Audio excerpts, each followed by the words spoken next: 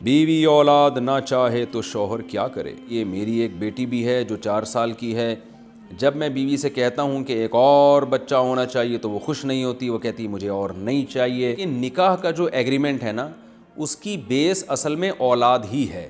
قدرت نے مرد اور عورت کا جو ملاپ رکھا ہے، یہ بلکہ کسی بھی جنس میں، جانوروں میں بھی، پودوں میں بھی، جو نر اور مادہ کا ملاپ ہے نا، وہ اصل میں نسل کو بڑھانے کے لیے، اس کی ریزن ہی یہی ہے، اس کے علاوہ اور اس کی بنیادی وجہ ہے ہی نہیں کوئی۔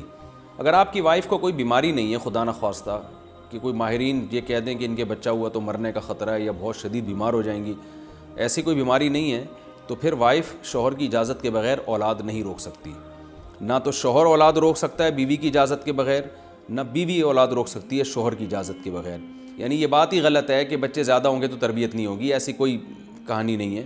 بچے زیادہ ہوتے ہیں تو وہ ایک دوسرے کی تربیت بھی کر رہے ہوتے ہیں۔ جب بچے زیادہ ہوتے ہیں تو ایک دم سے نہیں ہو جاتے برساتی مینڈکوں کی طرح۔ جب مثلا کسی کا چوتھا بچہ ہوا ہے تو ظاہر ہے پہلا بڑا ہو گیا ہوگا نا اس وقت تک، تو ایسا نہیں ہو جاتا کہ ایک دم سے ہو جائیں۔ تو یہ سب پروپیگنڈا کیا گیا ہے۔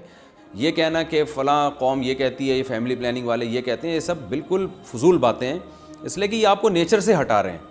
تو ہر آدمی کو بھی اولاد کی ضرورت ہے، ہر عورت کو بھی اولاد کی ضرورت ہے، اور اس کے لیے ایگریمنٹ ہوتا ہے، دونوں ایک دوسرے سے نکاح کرتے ہیں اور اس کے نتیجے میں خاندان آباد ہوتا ہے۔ یہ اس کی مثال ایسے جیسے نکاح ہو گیا اور عورت رخصتی نہیں پہ آمادہ نہیں ہے، تو بھائی نکاح کا تو مقصد یہ تھا کہ اب عورت رخصتی کر کے شوہر کے گھر میں آئے گی، وہ نہیں آ رہی تو پھر نکاح کس بات کا نکاح ہے؟ تو اسی طرح جب نکاح ہو گیا تو اب یہ ایگریمنٹ خود بخود ہو گیا ہے کہ ہم اولاد دونوں پیدا کریں گے، اور اگر کسی ضرورت سے اولاد روکنی ہے تو دونوں کی رضا سے رکے گی اولاد۔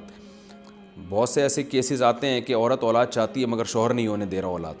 جیسے عورت کو اولاد چاہیے تو شوہر اولاد نہیں روک سکتا، تو اسی طرح شوہر کو اولاد چاہیے تو عورت اولاد نہیں روک سکتی۔